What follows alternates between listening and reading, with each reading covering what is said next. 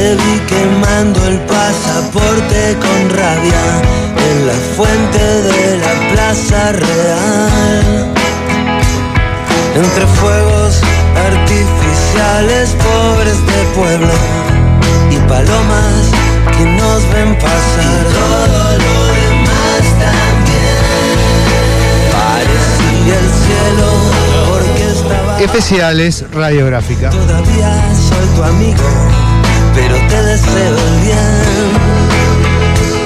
O lo que quieras, pero por lo que más quieras, no me pises. El área periodística, el área técnica, las tiras, juntos para brindarle la mejor información y el mejor análisis. Porque todo lo que toco se rompe.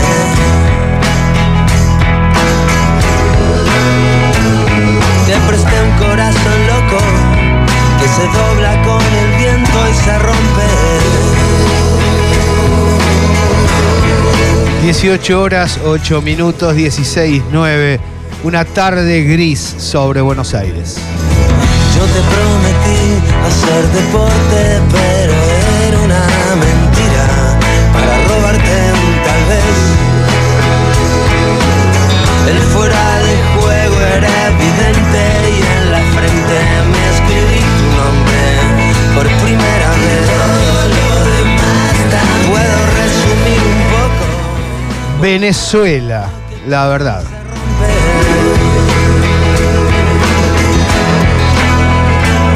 Te presté un corazón loco que se dobla con el viento y se rompe. Los controles, Julián Pelliza. En la producción, Omar Zanarini y Ale Vargas.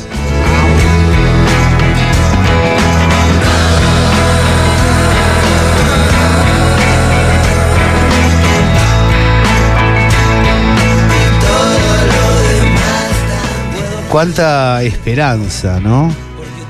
El emerger de la revolución bolivariana, de algún modo, hizo un trazo de época. Toda una década en el continente que estuvo teñida de la experiencia chavista. En este presente, la revolución bolivariana está batallando para seguir adelante y está siendo hostigada con una energía formidable. Usted sabe cómo pensamos en Radiográfica. Lo que le sucede a las naciones hermanas nos sucede y nos afecta también a nosotros. Por eso, dos amigos llegados de Venezuela están aquí con nosotros. Se trata de Edison Urbano, que es periodista y está con la cámara. Colombiano. ¿Es colombiano? Sí. Mirá vos. Bueno, de la patria grande. Y Francisco González, abogado y analista político internacional de origen venezolano. Bienvenidos a La Gráfica. Muchas gracias. Así arrancamos, préstele atención a este especial.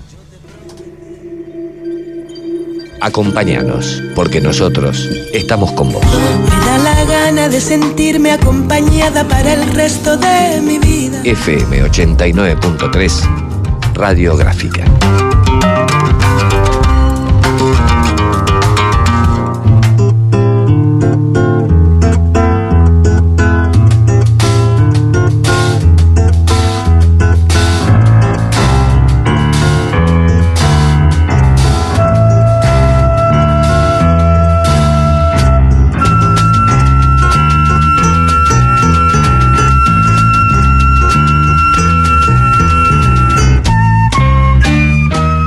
Francisco, estuviste por el Centro Jaureche brindando charlas en derredor de la situación venezolana. ¿Cómo te han tratado los argentinos? Bueno, en esta vez que estuvimos me han tratado bien. Unos bien, otros no tanto. Pero ya diremos por qué, porque tiene que ver con lo que pasa en América Latina, por supuesto. Aquí hay mucho escuálido radicado, ¿sabes? Sí. Sí. Acá le decimos gorilas. Sí, nosotros conversando con algunos compañeros aquí, hemos detectado que eso es una especie de política también de parte de los partidos más radicales de la oposición venezolana, como el Ku Klux Klan venezolano, que le decimos Voluntad Popular, donde hay una política deliberada, transada a través de la mujer de Lilian Tintor y la esposa de Leopoldo López, con sectores de la élite porteña, por supuesto, del gobierno de Macri, ¿no?, para hacer una migración muy, muy de esa naturaleza, ¿no?, que están llegando para acá. Entonces, ahí vemos que eso está muy bien fomentado y que están militando, Yo tuve la oportunidad, yo vivía acá en Buenos Aires hace unos años porque estudiaba una maestría.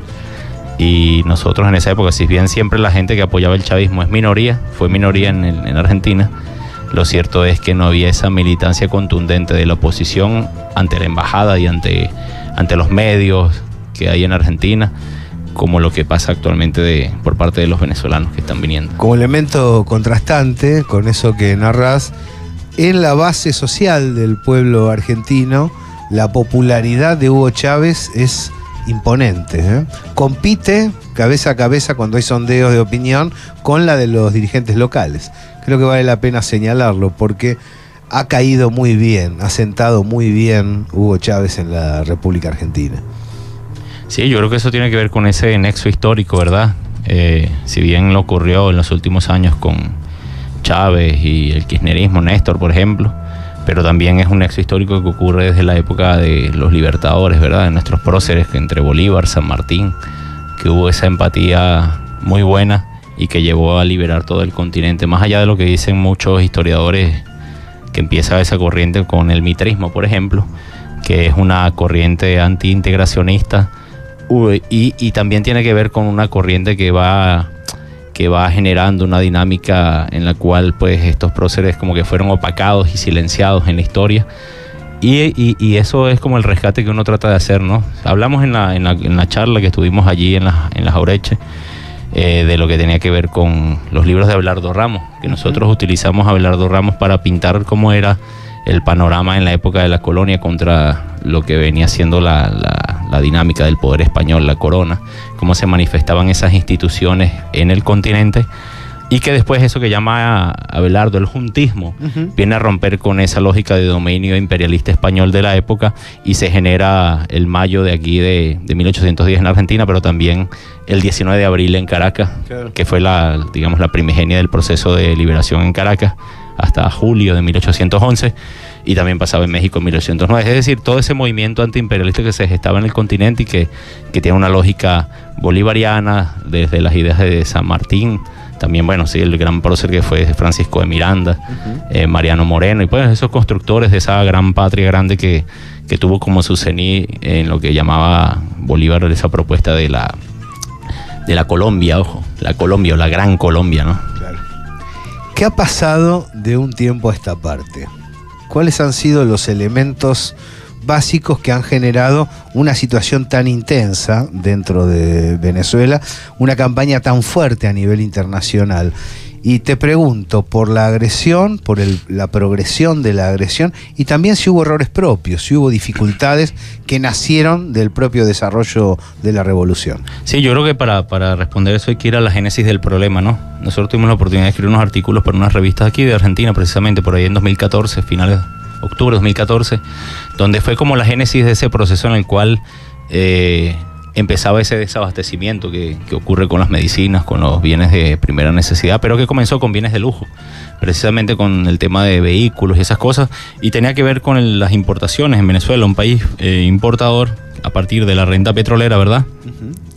Y que si bien con los años de Chávez en el gobierno esa situación había sido paliada un poco también con la integración latinoamericana, habían intercambios de bienes, servicios con Argentina, por ejemplo, con Uruguay, con el Brasil, donde Venezuela proveía de energía a estos países y a su vez ellos nos proveían de alimentos, de trigo, de queso, de carne, pero que esa lógica se rompe con la llegada de Macri al poder y luego Temer, ¿no? Entonces Venezuela quedó como medio aislada en ese sentido y bueno, la consecuencia última de eso es la salida del Mercosur por parte de estos gobiernos, ¿eh? Es decir, el dilema de la primarización de la economía no se resolvió a pleno.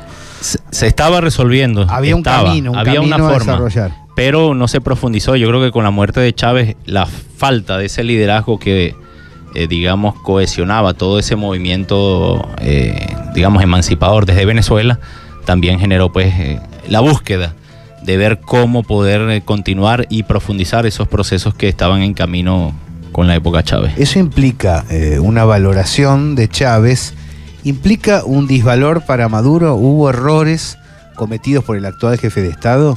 Yo creo que también tiene que ver con el hecho de los liderazgos, pues. O sea, los liderazgos no se hacen de manera automática, ¿ves?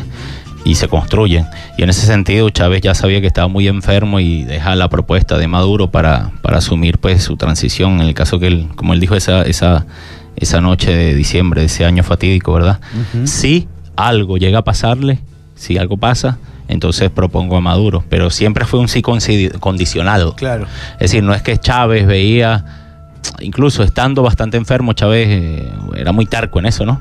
No se veía como que, no se veía fuera del proceso en sí. Y yo creo que ahí en ese sentido, digamos, como que no se preparó la escena sin Chávez, ¿no?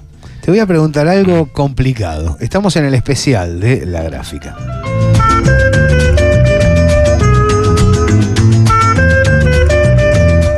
Estamos charlando con Francisco González, que es abogado y analista político. Vos sabés que una de las versiones que más intensamente circularon en todos los medios, en las redacciones, algunos las dieron a conocer, otros la dejaron bajo cuerda, es que Chávez fue asesinado o que hubo algún tipo de incidencia externa para conseguir la anhelada desaparición física de Chávez por el imperio. ¿Vos qué opinás de eso? Yo creo que más que el asesinato, hablando que hay especulaciones o gente que piensa que sí, fue asesinado con algo que le dieron, quizás un café que se tomaba porque él era muy abierto en ese aspecto, ¿no? Rompía con el protocolo constantemente. Tiene que ver también con el se inmola, eso sí, políticamente hablando, ¿no? Es decir, hay una especie de inmolación en la cual él pensaba que sin él el proceso se vería bastante trastocado. Y creo que en ese sentido, él hasta el final, incluso, tú ves su último Twitter y dice que estaba con sus médicos, con sus médicas, y le encomendaba así a la Virgen que él se iba a mejorar, pero ya vimos que no era así, que él desapareció físicamente. Entonces en ese momento como que comienza una pugna de ambos bandos, hablo del chavismo y oposiciones, ¿no? Para lograr hacerse del poder. Sin embargo, creo que el haber hecho la propuesta de que fuera Nicolás Maduro logró cohesionar una línea que mantuvo el chavismo en el poder. Más difícil hubiese sido no haberlo hecho Chávez. Creo que hasta en eso fue bastante premonitorio, ¿no? Si no lo hacía.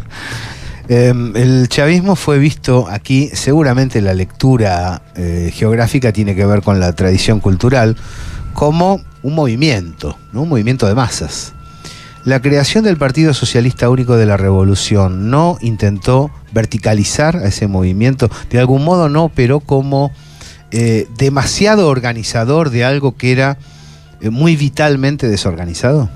Yo creo que eso tiene etapas. A ver, la primera etapa, años 80, nos vamos a los 80, estaba el movimiento que se generaba contra el status quo de la época, lo que llaman el bipartidismo adecocopellano, ¿no? Los dos partidos dominantes de esos años 90, 80 y 90, que generan esa crisis de liderazgo de los partidos, que no solamente en Venezuela, ojo, pasaba en América Latina, pero en el caso de Venezuela específico, hace que aparezca este movimiento cívico-militar encarnado por Chávez y otros, ¿verdad?, que en aquel momento pues se fue contra el gobierno de Carlos Andrés Pérez en el año 92. Pero tenía que venir, eso era como un derivado de ese Caracazo del año 89, donde los movimientos populares estudiantiles salieron en contra de las medidas neoliberales de Carlos Andrés Pérez, le llamaban el paquetazo, que era la aplicación de todas las propuestas, las 10 propuestas del consenso de Washington que se habían cocinado para el continente, así como lo estaba haciendo Salinas de Gortari allá en México, Menem aquí en Argentina, pues en Venezuela lo estaba haciendo Carlos Andrés Pérez. O sea, aplicar la receta neoliberal a ultranza, y a partir de allí pues generar pues se genera esas contradicciones tremendas en la base social que históricamente había votado por la socialdemocracia y la social cristiano histórico de Venezuela. Entonces en ese momento pues vemos esa ruptura, la gente sale a la calle y mira qué irónico que el 27 de febrero, que fue el Caracazo, le llaman el Caracazo porque pues, Caracas es la ciudad más, digamos, la más conocida, pero realmente comienza es como a una hora en Guarena, cerca, con unos estudiantes que estaban reclamando el aumento del pasaje estudiantil. Y en eso se juntó con la protesta social y bueno, se armó el lío, ¿no? Entonces, el 28 de febrero, a pesar del Caracazo, es lo irónico, ¿no? El 28 de febrero, es decir, un día posterior, Venezuela ardía, estaba mandando el equipo de Carlos Andrés Pérez a su equipo económico. Los duros del equipo económico de Carlos Andrés Pérez se habían ido a Washington y estaban firmando la carta de intención con el FMI, que era la aplicación ya de frente de todo el Fondo Monetario Internacional y sus recetas en Venezuela. Es decir que Ahí vemos cómo la historia a veces nos muestra cómo se van dando esos procesos. Eso hace que aparezca en el 92 ya la figura de Chávez ahí con este movimiento cívico-militar. Otros le llamarían golpe de Estado, otros le llaman revolución cívico-militar, en la cual pues los comandantes de esto se rebelan contra el status quo de la época. Entonces Chávez parte de ese movimiento que está peleando por el dominio de esos partidos dominantes y nada, así fue como llegamos, mira, que cuando estamos haciendo el conversatorio ahí con los compas ahí de la izquierda nacional, Chávez estuvo allí en el año 95, es decir, de alguna manera Chávez buscando, ¿verdad?, alimentarse, o ese movimiento de las corrientes latinoamericanistas, llegó a estar en el mismo local, en una de las sedes del movimiento, en el cual estuvimos ahí. Entonces es como que esa, y se encuentra allí, y eso hace que de alguna manera era una inquietud movimental del continente, claro, contra a los mí me status pareció quo. cuando surgió el partido que se intentó reducir ese movimiento. Aquí tenía contactos de la izquierda nacional y del nacionalismo de derecha también, que respaldaron originalmente a Chávez. Creo que a veces se intentó sintetizar en un socialismo el partido, que en realidad el chavismo abarcaba bastante más, abarcaba zonas un poco más abiertas del juego político. Sí, yo creo que al principio sí, porque Chávez, había un programa muy famoso en la época que se llama La Silla Caliente, que era de gente de la cultura caraqueña, pero que abría el espectro para que otros candidatos de otras corrientes también se mostraran allí. Aparte, en esa época aparece en la escena política también Irene Sáez, que fue la famosa Miss Universo, Miss Mundo, venezolana, que tenía una gestión en las zonas chetas de Caracas, y ella, es decir, lo que la gente buscaba era como los outsiders, la gente que no estaba identificada con los partidos dominantes de la época. Entonces en eso Irene Sáez era la primera candidata en términos electorales de números, ¿no? Chávez ni aparecía todavía. Entonces, ¿qué pasa? En febrero de ese año 97, Irene Sáez viene y hace un trance con el partido COPEI, que es el Partido Social Cristiano de aquel momento dominante, y entonces ella se viene al ruedo, sus números se vienen al ruedo, y empieza a emerger Chávez como una opción verdadera de algo alternativo a eso, ¿no? Dentro del mismo sistema electoral, al punto que cuando viene la elección como tal en diciembre, todos esos partidos se conjugan y lanzan un candidato que es el que hacia él, todos los votos, independientemente del partido que votara, se encaminaban hacia él. Igual ganó Chávez y bueno, y cambió como que la historia de ese proceso, ¿no? La historia y el presente ligado, ¿no? Vos sabés que se informa mal cuando las grandes cadenas internacionales cuentan lo que pasa en nuestros países a los otros países hermanos. ¿Cómo está la opinión pública venezolana? ¿Dónde está el corazón del pueblo venezolano en este momento? Porque en el presente comunicacional, empezando por CNN, sabes que Telesur, con la que hemos colaborado con tanto afecto, está prohibida en la República Argentina, censurada, digo para hablar claramente. La idea es multitudes clamando en contra del gobierno de Chávez, y nunca se enfocan las movilizaciones chavistas. Nosotros naturalmente desconfiamos de esa versión, y además tenemos otras vías de información que nos hacen llegar lo que en realidad sucede. Pero quiero que vos lo cuentes. ¿Dónde está hoy el corazón y la mente del pueblo venezolano? A ver, te voy a contar de manera anecdótica para que se entienda claro, ¿no? Hace como 2 meses estábamos en una charla en plena Plaza Bolívar, que es en el corazón, el centro de Caracas. Ahí se hicieron muchas charlas sobre el tema de la constituyente. A mí me tocó ser parte de una de esas discusiones porque soy abogado, y entonces hemos trabajado ese tema a nivel de continental, de América Latina, ¿no? La constituyente venezolana del 98, 99, el tema de Bolivia, posterior, Ecuador. Entonces nosotros veníamos dando esa charla ahí, y casualmente llaman de Buenos Aires, una radio, unos compañeros de aquí, ¿no? Entonces nos preguntaban, che, Fran, ¿qué está pasando ahí? Que mira, hay una guerra civil, no sé qué cosa, parece que se viene un aluvión contra Caracas, el centro, no sé qué. Yo digo, ya va, espérate, pana, nosotros estamos aquí en el centro de Caracas y no pasa absolutamente nada. Yo soy ponente en una mesa aquí, entonces puse a hablar a otros compas ahí para que, oye, calma un poco a estos compañeros argentinos, porque es lo que ven en los medios, ¿no? Claro. Entonces, oye, si le pasa a compañeros, es decir, a gente crítica, camaradas, gente que sabe, sí, ¿qué va a hacer del resto de la sociedad que no tiene como que esos anticuerpos, de visión crítica con respecto a ese aluvión mediático? Venía con el compañero colombiano en el subte, y yo creo que uno evalúa de 10 personas, si uno saca la cuenta, 9 están conectados al celular. Es decir, ya no necesita el aparato ideológico tener la televisión ni siquiera, ojo, que ya es bastante, ¿no? O el DirecTV o la radio, ¿no? Está aquí en el celular y la gente está pero hiperconectada a ese aparato, que por allí es donde se encamina todo ese, digamos, ese dominio mental y aluvional, ¿verdad? Que unifica el criterio y que le hace ver a la gente de manera lineal una visión de la realidad. Y esa es la que está instaurada. Es decir, parece que mientras más accesos tenemos, en teoría, a todo este tema de redes y de medios, más control tienen sobre las mentes de la gente. ¿Qué hacer frente a eso? Porque nosotros venimos trabajando fuerte en plataformas múltiples, es decir, en webs, en blogs, en televisión digital, en televisión web, en radio web. Tiramos todo sobre la mesa por todas las fuentes de conexión. ¿Qué puede hacer un Estado para esto? ¿Qué está haciendo Venezuela y qué debería hacer? A ver, yo creo que más que los estados, que bueno, en Venezuela por lo menos está a nivel macro el canal venezolano de televisión, bueno, está el apoyo hacia Telesur también y otros canales internos allá, tiene que ver con la construcción de esas alternabilidades mediáticas desde los movimientos sociales. Es decir, algo que ocurrió en Venezuela del acúmulo de experiencia de estos 20 años precisamente es la construcción desde la base social de un montón de radios y de televisoras alternativas que no tienen control del dominio ni siquiera del Estado venezolano. Es decir, están en control de esa base, de ese barrio popular. Incluso hay unas que son de los indígenas o de los pescadores o X movimientos, de las mujeres, de las feministas, tienen una radio. Es decir, hay un montón de radios que si bien surge con esta lógica barrial, pero lo cierto es que el impacto es mucho más amplio y, oye, pueden tener un impacto en el espectro radioeléctrico de zonas tan amplias como decir desde el centro aquí en Buenos Aires hasta aquí, hasta donde estamos, es decir, bastante amplio, ¿no? Entonces, tiene la lógica movimental de construcción. Contrarresta bastante. Totalmente. Aparte que eso le da pie a la construcción y a la economía de esa zona en concreto, ¿ves? Es decir, rompe con ese dominio, ¿ves? Estamos en los especiales de La Gráfica. Ojalá esté disfrutando tanto como nosotros de esta realización, charlando con Francisco González, hombre de Venezuela, abogado, analista político, que nos está acompañando aquí en el estudio Patrick Rice.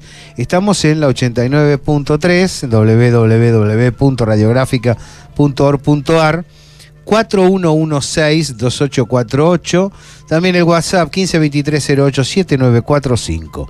Julián Pelliza en los controles, Omar Sanarini y Ale Vargas en la producción. Les habla Gabriel Fernández. Esta es la 89.3. Enseguida nos encontramos.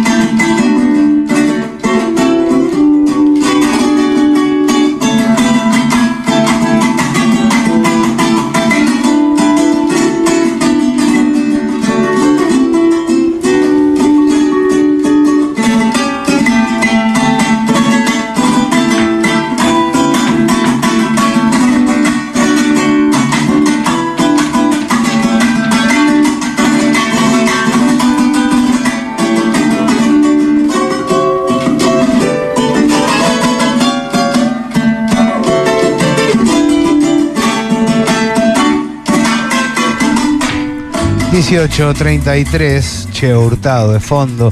...16:9...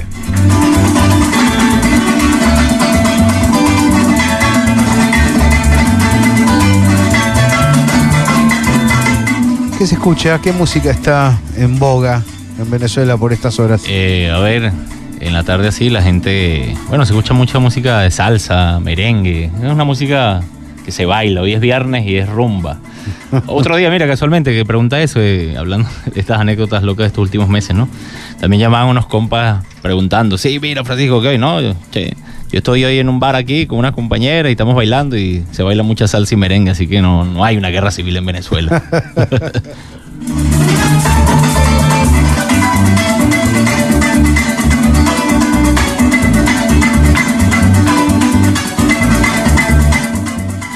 Programa especial Venezuela y nos vamos a preguntar cómo incide sobre la Argentina.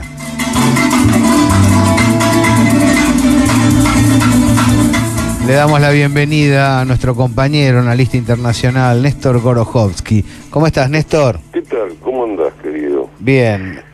Escuché una voz conocida, me pareció. Aquí está Francisco González, que ya te saluda. Hola, Francisco, ¿cómo andás? Bien, saludos, Néstor. Aquí estamos. Lo mismo para ti. A ver, Néstor, para arrancar esta charla, metete directamente, Francisco, cuando lo necesites. Te pregunto a vos, ¿por qué debería preocupar a la Argentina lo que ocurre en Venezuela? Mira, en primer lugar, como últimamente se ve uno obligado a decir permanentemente, en defensa propia, porque si en Venezuela ingresaran tropas extranjeras y empezaran a intentar una invasión formal, si de algo podemos estar seguros es de que ese incendio de campos no termina hasta la península antártica, por lo menos.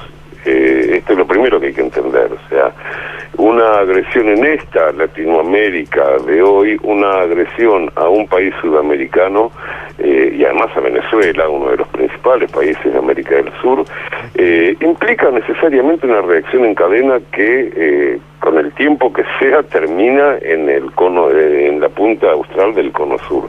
Esta es la primera razón, o sea, aunque más no sea por defensa propia, así como conviene, digamos, votar en contra del macrismo en defensa propia, también conviene tener en cuenta que a los argentinos no nos conviene. Y quiero aclarar que esto no es una idea loca mía, sino que es el pensamiento subyacente nada menos que Federico Pinedo, que apenas se enteró de la posibilidad de una intervención, puso el grito en el cielo, dijo no, intervención no.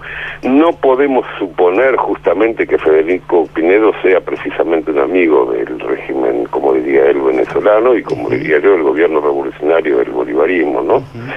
Pero hasta Pinedo se da cuenta. Esa es la primera razón. La segunda razón es que la consolidación del chavismo y de la revolución bolivariana en Venezuela tiene también a corto, mediano o largo plazo un efecto saludable sobre la vida política del cono sur, así como la resistencia cubana tuvo un efecto saludable sobre nosotros. El hecho de que se consolide una revolución nacional, popular, democrática, con un rumbo socializante en un país de América del Sur, siempre termina teniendo rebotes positivos para nosotros, y creo que una de las razones fundamentales por las cuales está sufriendo los ataques que está sufriendo Venezuela es precisamente esta, más allá de, por supuesto, el odio y la ira que despierta en la camándula petroexportadora de Venezuela el hecho de que el pueblo venezolano se haya empoderado a sí mismo políticamente a través de Hugo Chávez y sus seguidores, ¿no? Muy claro, muy claro. Pregunta para los dos, tanto para Francisco González como para Néstor Gorojovsky. Nuestro parecer, editorialmente, desde la Señal Medios y desde la Gráfica, es la de la persistencia de la multilateralidad. No somos pesimistas. Sin embargo, chocamos, colisionamos con la militancia popular que nos dice no, hay una avanzada conservadora sobre el continente y esto va a ser muy difícil de desmontar. Libremente, ¿qué piensan? ¿Esto vino para quedarse? ¿Esta oleada neoliberal, esta ofensiva, vino para quedarse y para vencer? ¿O los pueblos siguen de pie? Bueno, en el caso de esa avanzada neoliberal, nosotros lo tocamos en la charla allí de la sede de la Izquierda Nacional, Las Oreche, donde hemos estado evaluando, pues, justamente de aquí de Argentina, pues, puedo nombrarle un libro, ¿no? Que se escribe Maristela Svampa, por supuesto, sobre el fin de ciclo y el fin de las izquierdas progresistas en América Latina, cosa que nosotros estamos totalmente en desacuerdo porque ponía como que con la llegada de Macri y la pérdida de mayoría del chavismo en el Parlamento Nacional, como que ya per se había una especie de de derechas en el continente, pero yo lo veo más bien eso, como tomando la idea del fin de la historia de Fukuyama en los 90, pero desde las ultraizquierdas.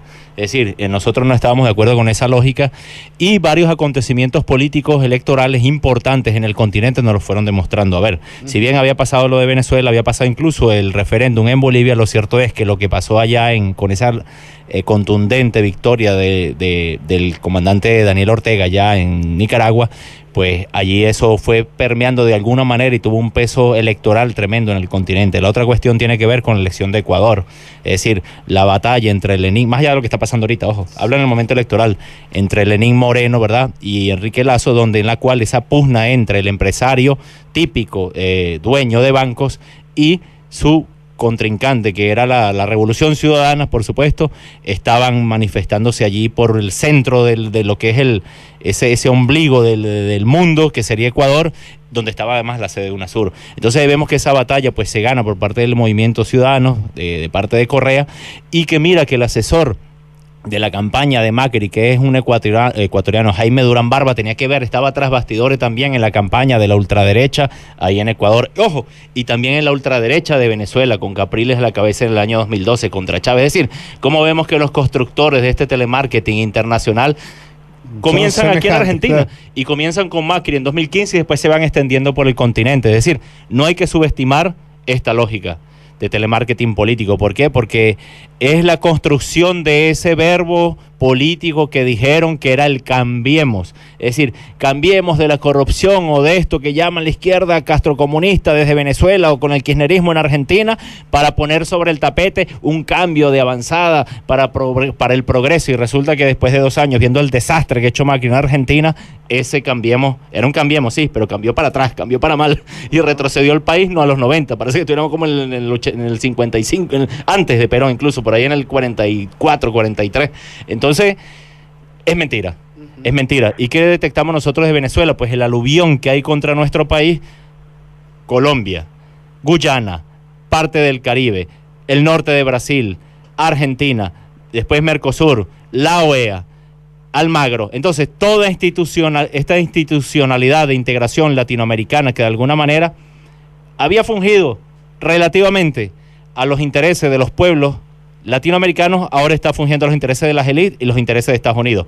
Entonces vemos que hace minutos el vicepresidente de Estados Unidos, de nuevo, que estuvo por acá viajando, por Argentina, y estuvo en Colombia, y se pronuncian en este momento el vocero de Estados Unidos, hace minutos, y dicen la posibilidad, sí, de una intervención de nuevo, militar, económica, y todas las intervenciones de cualquier naturaleza que haya contra el país llamado Venezuela. Entonces vemos que la cosa no es juego, sino que hay una posibilidad real de que eso ocurra. Néstor. Mira, yo respecto a toda esta situación voy a citar a Durán Barba, que conviene de vez en cuando escucharlo. Hoy, también hace un escasos minutos, no sé, o algunas horas, no lo escuché directamente, pero lo escuché después en un corte de FMCAT, explicó que en realidad, referido al nacionalismo popular democrático argentino, el peronismo era como una religión, y textuales palabras, iba a costar mucho terminar con ellos. Eso es lo que dijo.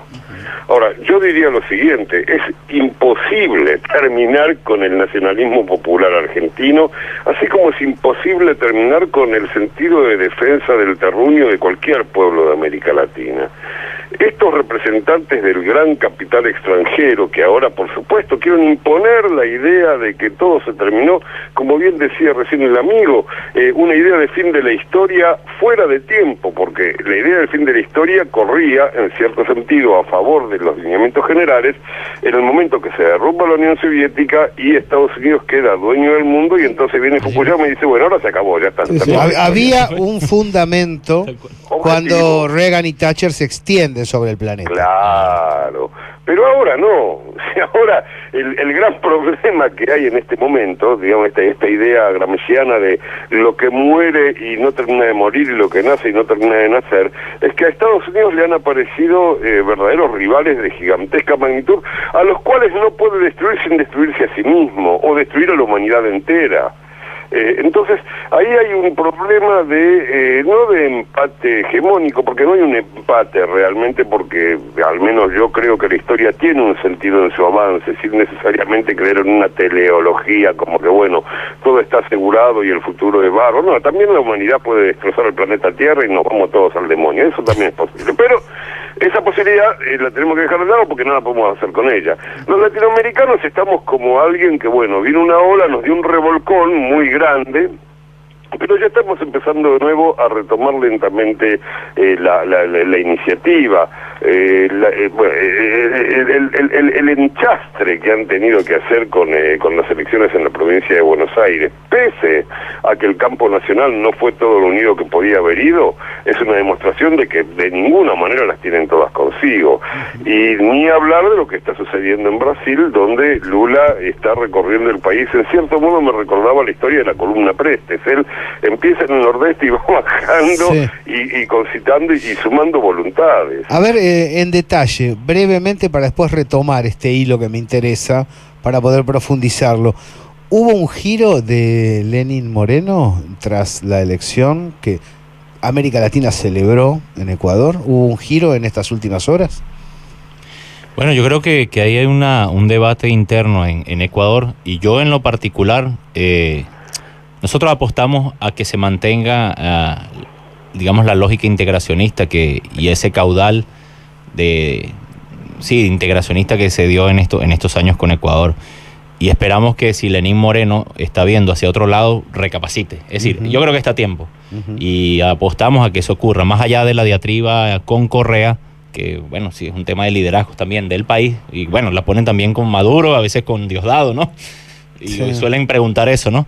Entonces yo creo que también tiene que ver con espacios de poder allí que están reasumiendo, y que los movimientos sociales tienen que tomar la batalla para que sus liderazgos no se desvíen de esa lógica, ¿no? Ojo, sí, pasa yo en Venezuela. Plenamente con Francisco en esto, te aclaro, Gabriel. Sí. ¿Te acordás que la vez pasada que me preguntaste, sí, yo te había dicho que no me quería pronunciar sobre el tema porque no tenía suficientes elementos de juicio? Ahora tampoco tengo tantos como para hacer un pronunciamiento definitivo, pero la sensación que me da a mí es una cosa que además esto los argentinos lo vamos a entender perfectamente. Vos sabés muy bien, y todos los compañeros y la audiencia saben muy bien, que acá en la Argentina, entre otras cosas que sucedieron, es que muchos partidarios de Cristina Fernández y del gobierno popular en ese momento le tenían tanta desconfianza a Scioli que realmente no hicieron fuerza como para que en la primera vuelta llegara al poder. Pensaron que lo podían debilitar un poco, y después resultó que apareció este verdadero monstruo que estaba acechando en las sombras para devorarse el país y entregarlo, descomiéndolo, como dicen ahora, al capital extranjero. Bueno, Lenín Moreno no es Bucaram. No. Esto es lo que yo digo. Pero bueno, la experiencia de Lucio nos preocupa a todos, ¿no? Creo que ahí lo importante es la persistencia y la continuidad del pueblo ecuatoriano sobre la alianza de base. Claro, es decir, trabajadores, indígenas, militares, mancomunados por la liberación nacional. Creo que dejaron afuera a Lucio y lo pusieron a Rafael Correa. En vez de desestructurarse, la alianza social se consolidó y lo que hizo fue cambiar de jefe. Sí, yo no discuto nada de eso, yo estoy de acuerdo, solamente estoy diciendo que tenemos que ser muy cuidadosos, especialmente desde los medios populares, en tomar definiciones muy duras frente a situaciones que, como bien dijo el compañero venezolano, son duras discusiones dentro mismo del campo popular. Totalmente de acuerdo. Para ir cerrando, estamos con Francisco González, que gentilmente se acercó hasta el estudio Patrick Rice, abogado, analista político. Estamos con Néstor Grojowski, nuestro analista internacional. ¿Cómo sigue esto? A ver, cuéntenle a la gente que está escuchando, ¿qué imaginan en derredor a la campaña que vive el pueblo venezolano de hostigamiento, el intento de refrendar los valores revolucionarios? ¿Cómo continúa esto? ¿Cuál es la idea que tienen sobre el devenir de carácter inmediato? Mira, Gaby, yo te voy a contestar rápidamente, porque creo que el compañero se explaye con todo lo que tiene para decir. Realmente la jornada en el centro Jaureche fue maravillosa. Lo único que puedo decir es lo siguiente: ¿los argentinos podemos hacer algo para ayudar a Venezuela? Sí podemos. Lo que podemos hacer es reconsolidar el movimiento nacional a partir de un triunfo inexpugnable de Cristina Fernández de Kirchner en la provincia de Buenos Aires, más allá de lo que cada uno tenga para decir, a favor o en contra, por qué no haya votado antes, qué candidatura haya presentado. El verdadero apoyo que le podemos dar a los argentinos a los venezolanos es en este momento retomar el rumbo para que en el 2019 esta peste desaparezca de nuestro país. Nos vamos a hacer un favor a nosotros y a los compatriotas de Venezuela también. Esto es todo lo que yo quería decir, y ahora sí voy a escucharlo a Francisco atentamente. Bien. Estoy plenamente de acuerdo con eso. O sea, hay que sacar esta peste del continente y que nada, como quien dice, en Venezuela tenemos un dicho que quizás lo usan acá, que los trapos sucios lavan en casa, ¿no? Y esas cuestiones internas, bueno, habrá que dirimirlas acá mismo en Argentina, pero lo que sí vemos a nivel continental, y ojo, me pasó que en algunas discusiones con compañeros de acá, pues cuando les decíamos desde la perspectiva nuestra lo que implicaba el hecho de que los cómputos habían sido tergiversados esa madrugada, que le daban, por supuesto, que Cristina ganaba en términos de la interna contra Bullrich, mostrando las pasos. Eso también tenía que ver con, viéndolo a nivel continental, con la visita de Mike Pence, el vicepresidente de Estados Unidos, el día martes. Las tapas de los diarios no podían mostrar que esa dinámica estaba allí, que Cristina había ganado, porque eso le restaba a ese dominio mediático que tiene Macri, que le pintaba el piso político a ese vicepresidente de Estados Unidos. Entonces, hay que ver las campañas internas en los países, más allá de esas dinámicas entre candidatos y eso, y verlo también en sentido continental, porque lo cierto es que más que polarizar, el aparecer en la escena política de nuevo, Cristina, pues generó toda una cuestión. Quien hace que polarice son precisamente los del establishment, los de los medios, nacionales e internacionales. Y no es Cristina como tal, sino es el establishment, ¿no? Entonces el cristinismo, el kirchnerismo surge como el anti-establishment, es el antípoda, y es lo que hace que sea una campaña tan polarizante y que va a profundizarse de aquí en adelante, además, porque es como que ves que ya dicen, no, porque Cristina a la vuelta a la Argenzuela, como le decían, o a la cubano-venezolanos, qué sé yo. Entonces, eso es lo que te van a pintar en los medios, y es lo que están haciendo en este momento. Entonces, el hecho que ganara, el hecho que se da esta dinámica en la cual Cristina le gana a uno de los cuadros duros también del macrismo aquí, eso en Venezuela no se vio porque no lo dijo. Pero en las tapas de los diarios ponían el numerito, es el cuatro décimas, que la diferencia, que le sumaba era que Macri había ganado a Cristina, y la gente en Venezuela preguntaba, no me refiero a los derechosos, me refiero a la gente crítica, preguntaba, oye, pero verdad, ganó Cristina, hasta el sol de hoy estamos esperando, pero como ya se fue el vicepresidente, ya no importa, como que ya pasó ese momento mediático, entonces ya fue, pues no importa si ganó o no, pero no hizo el impacto. Pero la imagen de una victoria oficialista. Eso es correcto. Claro, estos fabuladores nos quieren hacer creer que un eclipse de sol es el apagón definitivo de la estrella central del sistema solar. Y no es así. No es así. A ver, una pregunta. ¿Cómo está el vínculo comercial venezolano-norteamericano? Porque el tema petróleo allí siempre fue esencial. Yo creo que ahí hay un doble discurso. Por ejemplo, hoy escuchaba a Trump, medidas contra Venezuela y tal, y resulta que hace 2 meses, empresas norteamericanas compraron bonos, y todos los días salen barcos hacia los puertos de Massachusetts. Entonces, también hay que ver eso, ¿no? Esa dinámica tiene una construcción de más de 100 años, sí, de dependencia, pero también de intercambio comercial con Estados Unidos, donde el primer comprador de Venezuela le vende casi 1 millón de barriles diarios a Estados Unidos, y muchas de estas inversiones son de empresas norteamericanas. Entonces, como que sí, pero no, siempre está como ese jaloneo, más allá de la actual situación.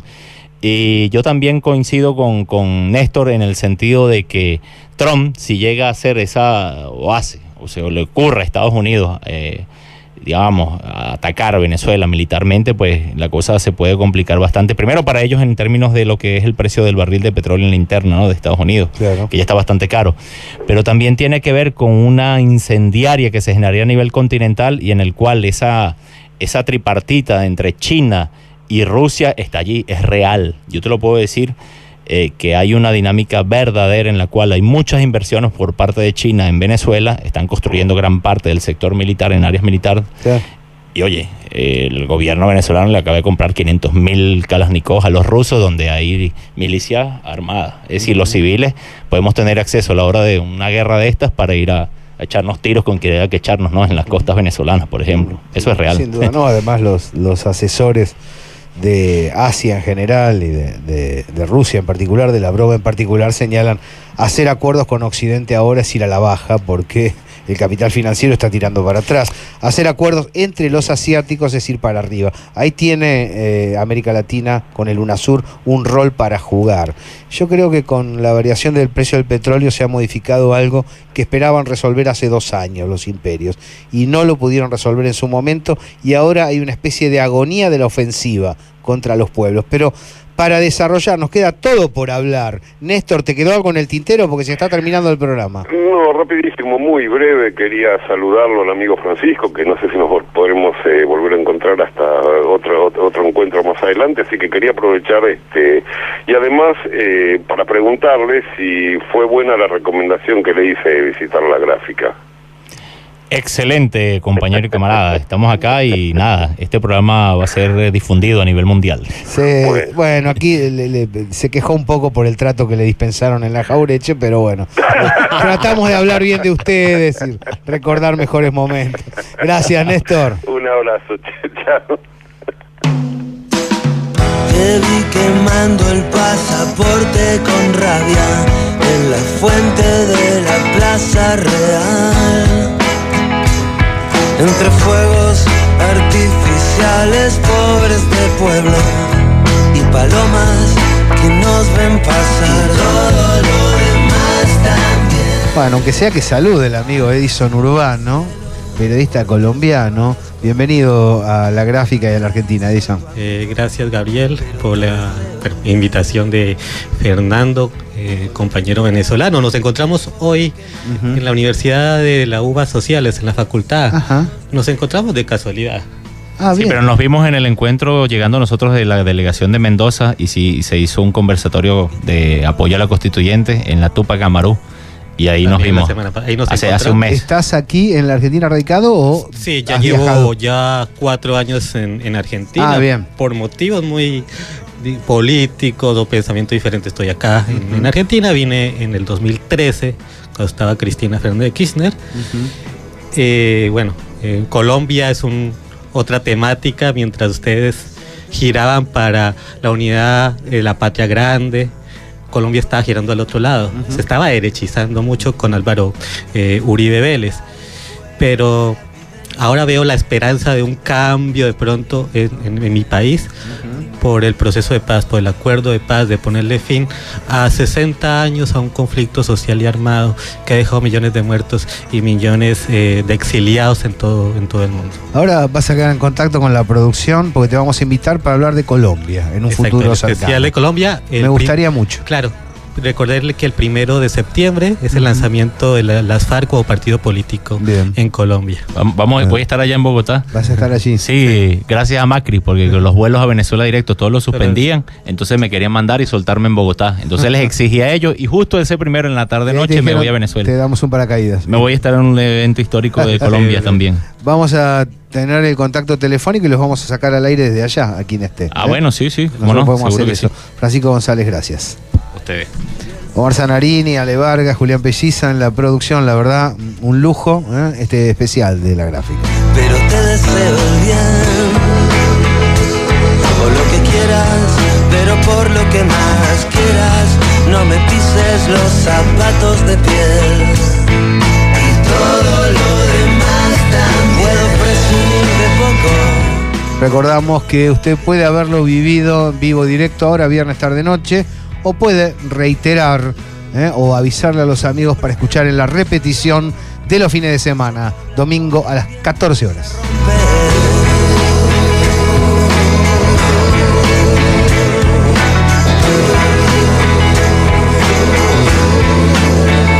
Lo saluda Gabriel Fernández, siga en la 89.3. Gracias por acompañarnos. Para robarte un tal vez. El fuera de juego era evidente y en la frente me escribí tu nombre por primera vez. Todo lo demás puedo resumir un poco, porque todo lo que toco se rompe.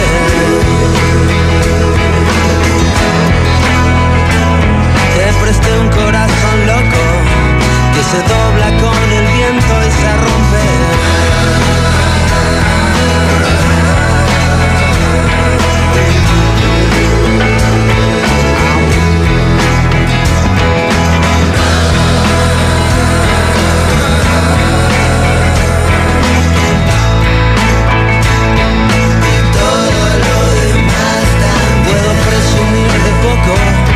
porque todo lo que toco se rompe. Hablo de un corazón loco que se dobla con el viento y se rompe.